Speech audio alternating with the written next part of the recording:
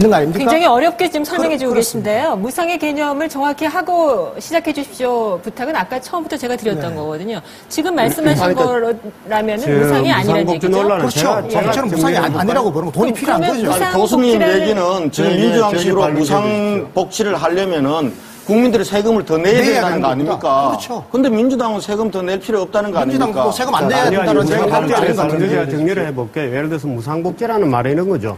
무차별적 복지입니다. 무상복지라는 것은 공짜 복지고요. 세금을 안 내자는 겁니다. 세금을 지금 안 내자는 주장이죠. 지금 뭔가 잘못 알고 지금 무상복지라는 얘기를 잘못 알고 계신 것 같은데요. 무상복지는 이런 겁니다. 지금 이 교수님께서 설명하실 때는 이타심에 기반하여 설명하시죠. 우리 사회 양극화되고 아주 어려운 사람이 많다. 거기에 대한 복지를 우리가 왜 게을리하겠는가? 옳은 말씀이시죠. 지금 우리 4명이 여기 앉아서 누가 착한가 경계하는 것 아니죠. 누가 따뜻한 마음을 가지고 있는지 경계를 하는 게 아닙니다. 무상복지는 이런 겁니다. 선별적 복지와 무상복지가 다른 것은요. 선별적 복지는 어려움에 처한 사람을 도와주자는 것이고 말하자면 도저히 자력으로는 경제생활을 영위할 수 없거나 나이가 더 많아서 더 이상 독자적인 경제생활이 안 되거나 또는 부모를 잘못 만나서 정말 어려운 아이들에게 우리가 사회적인 보살핌의 손길을 주자는 것이죠. 선별적 복지는. 무상복지는요. 그게 아닙니다. 무상복지는 전 국민에게 뇌물을 주자는 거죠. 전 국민에게 반값을 주겠다. 전 국민을 공짜로 해주겠다. 이런 겁니다. 무상복지의 기본 개념이. 지금 민주당에서 들고 나오는 것은 무상복지지 선별적 복지가 아니라고요. 예, 알겠습니다. 선별적 복지와 무상복지의 다른 점이 그런 점입니다. 예. 무상보육 하겠다고 약속하셨습니다. 대통령이. 안 하고 있습니다.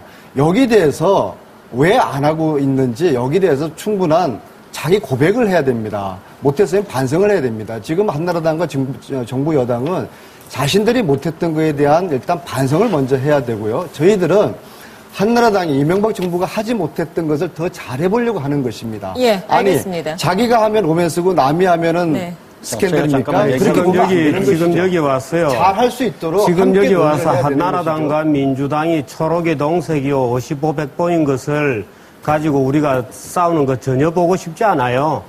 한나라당도 친서민이다 뭐다 해서 지금 엄청난 정치적 뇌물을 먹이고 있지 않아요? 햇살론 같은 것이 마치 저소득층을 덮는 것 같지만 저건 미국 서프라임 꼴나게 돼 있는 것이거든요. 말하자면 3년 후, 4년 후에 너희들이 신용불량자가 되든 말든 일단 인기 영합 정책으로 가고 있는 겁니다. 그래서 여기 오셔가지고 한나라당보다 우리가 낫다든지 민주당보다 우리가 낫다든지 하고 싸우면 정말 웃기는 이 얘기고요.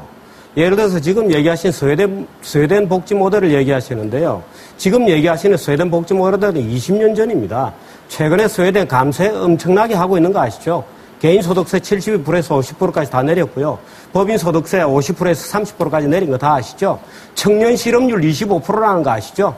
우리나라보다 청년 실업률이 3배 이상 된다는 건 왜 얘기 안 하시죠? 그 나라가 마치 복지로 잘 먹고 잘 사는 것처럼 얘기하면서 대학교 졸업해봤자 청년 실업률 취직이 안 돼요. 스웨덴 대학교 51개, 50몇 개 있는데요. 실업자 공원이라고 부릅니다. 졸업하면 저 일자리가 없기 때문에. 왜 그런 건 같이 얘기 안 하시죠?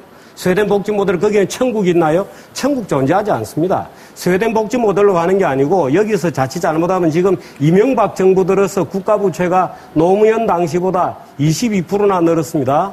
노무현 당시에는 국가 부채가 연율 7.3% 속도로 늘었는데요. 이명박 정부 들어서 국가 부채가 10% 이상 지금 매년 늘어나고 있습니다. 그래서 이명박 정부도 전혀 잘한 게 없는데 예를 들어서 지금 상태로 가면요. 여기 지금 방청객에 앉아있는 분들 되게 20대가 많으시죠. 20대는요, 나중에 일자리 없습니다. 이런 식으로 가면. 이런 식으로 복지 퍼보면 전부 뭡니까? 그 결국에는 채무라 할 거 아니에요?